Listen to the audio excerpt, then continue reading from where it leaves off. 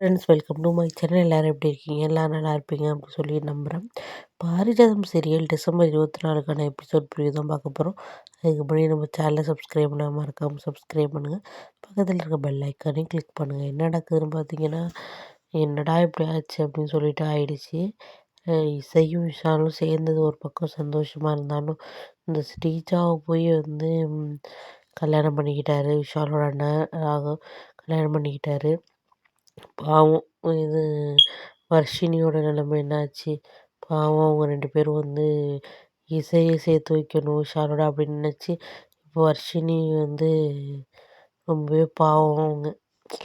இப்போ அவங்க 2 பேரும் சேர முடியாமல் ஸ்ரீஜாவை கல்யாணம் பண்ணிக்கிட்டாரு. என்ன நடக்குதுன்னு பார்த்தீங்கன்னா எல்லாம் கல்யாணம் முடிஞ்சு கோயிலுக்கு கூட்டிகிட்டு வந்திருக்காங்க. புதுசாக தம்பதிகள் கோயில் குளத்துல காலை நனைச்சிட்டு தீர்த்தம் தெளிச்சுக்கணும் அப்படின்னு சொல்கிறதுனால வந்திருக்காங்க. 2 ஜோடியும் வந்திருக்காங்க. அந்த ஸ்ரீஜாவை பார்த்தாலே கடுப்பாகுது.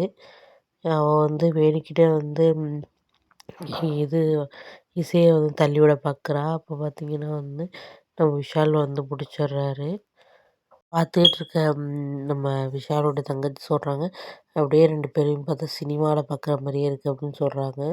ஆனால் விஷாலுக்கு ஒரே கோவம். நம்ம நினச்சதும் நடக்கலை, இது நம்ம அண்ணனோட இதுவும் இப்படி ஆயிட்டே அப்படின்னு சொல்லிட்டு ரொம்பவே வருத்தப்பட்டுக்கிட்டு இருக்காரு. என்ன இதுக்கெல்லாம் காரணம் இந்த இசை தான் அப்படின்னு சொல்லிட்டு இசை மேலே செமையாக கோவத்தில் இருக்கார். வீட்டுக்கு போய் என்ன பண்ண போகிறாருன்னு தெரியலை. அஸ்வினியோட நிலைமை என்னாக போகுதுன்னு தெரியலை. கண்டிப்பாக அவங்க இதனால் ரொம்ப பாதிப்படைவாங்க. நம்ம ராகவனும் என்ன பண்ண போகிறாருன்னு தெரியலை. இந்த ஸ்ரீஜா வீட்டுக்கு என்னென்ன குட்டி கலாட்டா பண்ண போதோ, அது சமாளிக்க இசை என்ன பாடுபட போகிறாங்கன்னு தெரியலை. எப்படியோ இப்போ சுபத்ரா ஏன்டா இந்த முடிவு எடுத்தோம் அப்படின்னு சொல்லிட்டு பின்னாடி வருத்தப்பட போகிறாங்க. அது மட்டும் நமக்கு நல்லாவே தெரியுது.